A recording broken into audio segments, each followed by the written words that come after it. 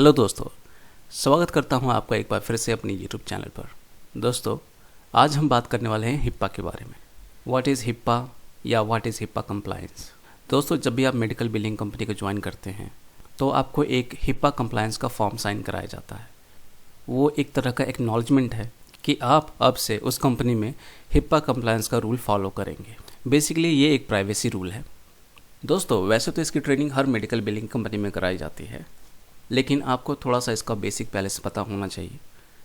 कई बार इंटरव्यूअर आपसे पूछ सकता है कि हिप्पा के बारे में कुछ बताओ या हिप्पा का फुल फॉर्म बताओ, तो एटलीस्ट इतना तो आना ही चाहिए कि हिप्पा की फुल फॉर्म याद हो आपको। तो हिप्पा की फुल फॉर्म है health insurance portability and accountability act. तो इसकी फुल फॉर्म याद कर लीजिएगा। ये 1996 में बना था।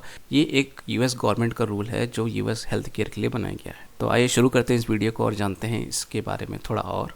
This is the process by which covered entities must protect a patient's protected health information known as HIPAA। तो ये एक ऐसा प्रोसेस है जिसके अंदर जितनी भी मेडिकल बिलिंग कंपनियां हैं या जिनके पास भी हेल्थ केयर का प्रोसेस है, जो इसके लिए काम करते हैं, उनको पेशेंट की इंफॉर्मेशन को सिक्योर करके रखना होता है। इस हिप्पा कंप्लायंस के अंतर्गत पेशेंट की कोई भी इंफॉर्मेशन लीक नहीं होनी चाहिए।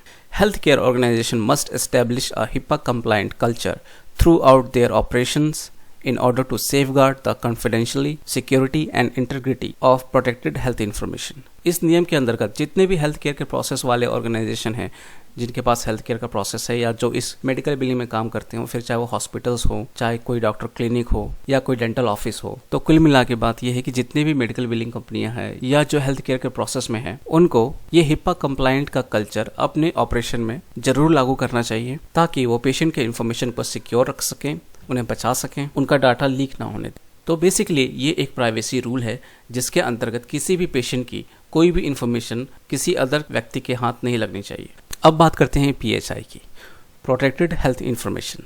अब हिप्पा में हमें ये तो पता चल गया कि हमें पेशेंट की इंफॉर्मेशन लीक नहीं करनी या हमें पेशेंट की इंफॉर्मेशन किसी को नहीं देनी, लेकिन कौन सी इंफॉर्मेशन, तो इसके बारे में बताता है पीएचआई और इसकी फुल फॉर्म है प्रोटेक्टेड हेल्थ इंफॉर्मेशन। इसको भी आप याद रखिएगा क्योंकि जब भी आप हिप्पा का टेस्ट देंगे तो ये टर्म बार बार यूज होगा।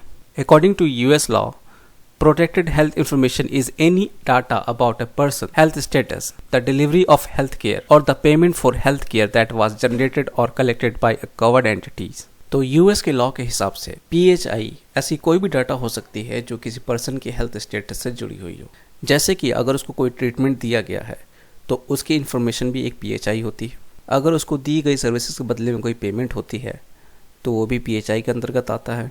तो ऐसी कोई भी इंफॉर्मेशन जो पेशेंट के हेल्थ से जुड़ी हुई हो, चाहे उसका हेल्थ इंफॉर्मेशन हो, चाहे उसकी कोई बीमारी का इंफॉर्मेशन हो, या उसने ट्रीटमेंट के बदले अगर पेमेंट किया है तो उस पेमेंट की इंफॉर्मेशन हो, तो ये सभी इंफॉर्मेशन पीएचआई के अंतर्गत आते हैं। Additionally, it includes details on payment for medical services that were sent via any type of medium, including print and electronic। इसमें वही बात मेंशन है, अगर किसी पेशेंट ने कोई मेडिकल सर्विसेज ली है और उसके बदले में उसने पेमेंट किया है तो उस पेमेंट की सारी डिटेल पीएचआई के अंतर्गत आती है, चाहे वो उसने इलेक्ट्रॉनिक पेमेंट किया हो या चेक से पेमेंट किया हो, ये सारी इन्फॉर्मेशन पीएचआई के अंतर्गत आती है। अब पीएचआई के एग्जांपल्स क्या हैं, जैसे कि नेम, एसएसएन मतलब सोशल सिक्योरिटी नंबर, जैसे हमारे यहाँ आधार कार्ड होता है वैसे उनके यहाँ एसएसएन होता है। Patient address, zip code, date of birth, phone numbers, email ID, medical records number, fax number, member ID, driving license और क्रेडिट कार्ड डिटेल्स। ये पेशेंट की सारी इन्फॉर्मेशन पीएचआई के अंतर्गत आती है और ये उसके कुछ एग्जांपल्स हैं। वैसे एग्जांपल और भी हो सकते, लेकिन ये कुछ इंपॉर्टेंट एग्जांपल्स हैं। अब बारी आती है कि how can we protect PHI. हम पीएचआई को कैसे बचा सकते हैं, पेशेंट की इन्फॉर्मेशन लीक ना हो, इसके लिए हमें क्या करनी चाहिए। Never save social security number or even credit card number in any spreadsheets or documents, and if it is must be saved make sure it is password protected. पहली चीज़ तो ये है कि जब आप मेडिकल बिलिंग में काम करते हैं तो किसी भी पेशेंट का एसएसएन नंबर या क्रेडिट कार्ड डिटेल्स किसी भी स्प्रेडशीट या डॉक्यूमेंट पे हमें सेव नहीं करना चाहिए। लेकिन जैसे मान लेते हैं अगर हमें एसएसएन सेव करने की ज़रूरत पड़ जाती है, क्योंकि कई बार हमें क्लेम स्टेटस लेने के लिए एसएसएन वेरीफाई कराना पड़ता है पेशेंट का, तो अगर हम उसे किसी डॉक्यूमेंट पे लिख भी देते हैं तो उसे हमें डिलीट कर देना चाहिए, और अगर सेव करने की ज़रूरत पड़ भी जाती है तो उसे पासवर्ड से प्रोटेक्ट रखना चाहिए। Whether in a paper based record or an electronic health record system. PHI explains a patient's medical history, including elements, various treatments, and outcomes, which never needs to be shared with any third party. Patient का health record या patient की medical history हमें किसी third party के साथ share नहीं करना चाहिए. This information should be maintain and obtain from the practice management software. ये सारी इन्फॉर्मेशन हमें प्रैक्टिस मैनेजमेंट सिस्टम तक ही सीमित रखनी चाहिए, उससे बाहर नहीं निकालनी चाहिए. आप जिस भी सॉफ्टवेयर पे काम करते होंगे उन सब पे ये इन्फॉर्मेशन दिखती है, आप वहाँ से इसका यूज़ कर सकते हैं. जैसे आप कोई क्लेम का स्टेटस लेते हैं तो वहाँ से भी आप जाकर PMS पे SSN देख सकते हैं, पेशेंट की डेट ऑफ बर्थ देख सकते हैं, आप इंश्योरेंस से वेरीफाई करा के स्टेटस ले सकते हैं. लेकिन उससे बाहर आपको SSN या पेशेंट की कोई और डिटेल्स नहीं लिखनी चाहिए और ना ही सेव करना चाहिए. और आखिरी है lock your system if no use. अब जब भी किसी मेडिकल बिल्डिंग में काम करते हैं तो वहाँ पर हिप्पा कंप्लायंस होता है और हिप्पा के अंतर्गत जितने भी कंप्यूटर्स होते हैं जिस पे आप काम करते हैं वो सारे पासवर्ड प्रोटेक्टेड होते हैं.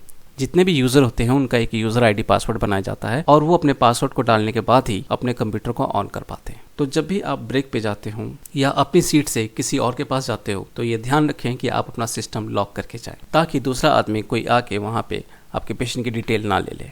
और आप ये भी ध्यान रखें, अगर आप वर्क फ्रॉम होम कर रहे हैं और आपको कहीं ब्रेक पे जाना है तो मेक श्योर कि आप अपना सिस्टम लॉक करके जा रहे हों, ताकि दूसरा व्यक्ति कोई आपके कंप्यूटर को ना छेड़ सके. तो ये सारे तरीके हैं PHI प्रोटेक्ट करने के. आइए अब बात करते हैं what happens if someone break HIPAA rule. अब अगर आप किसी हेल्थ केयर के प्रोसेस में हैं, अगर आपसे ये रूल टूट जाए अनजाने में चाहे जानबूझ के, तब आपके साथ क्या हो सकता है. एन एम्प्लॉयर में punish for the violation internally. You could be terminated. आपको टर्मिनेट भी किया जा सकता है. You could face sanctions from professional boards. अब क्या होता है, जहाँ भी ये हिप्पा कंप्लायंस रूल लागू होता है वहाँ पे एक उसको देखने के लिए कुछ मेंबर्स चुने जाते हैं और वो ये ध्यान रखते हैं कि इस नियम का पालन सही ढंग से हो रहा है कि नहीं. तो अगर ये पाया गया कि आपने हिप्पा का रूल तोड़ा है तो प्रोफेशनल बोर्ड्स के अंतर्गत ये जांच होगी और ये पॉसिबल है कि वो आप पे कोई जुर्माना भी लगा सकते हैं. You might be charge for a crime and punished with fines and jail time. अब दोस्तों ये जो लास्ट वाला पॉइंट है, you might be charge with a crime and punished with fines and jails, तो इसमें दो कंडीशन बनती है. एक होती है सिविल पेनल्टीज और एक होता है क्रिमिनल पेनल्टीज. अब सिविल पेनल्टीज में क्या होता है, the minimum civil fine for a HIPAA violation committed by an individual is $100 per violation. अगर आपने ये नियम पहली बार तोड़ा है तो आपको $100 पर वायलेशन लगाया जाता है और ये मैक्सिमम $25,000 तक होता है. लेकिन वहीं अगर आपको पाया जाता है कि आपने ये हिप्पा वायलेशन अपने फ़ायदे के लिए किया है, किसी को नुकसान पहुंचाने के लिए किया है, किसी को ब्लैकमेल करने की कोशिश की है, तो ये सब क्रिमिनल पेनल्टीज़ के अंतर्गत आती हैं, जिसके तहत आपको 50,000 का जुर्माना या 1 से 10 साल के बीच की जेल हो सकती है.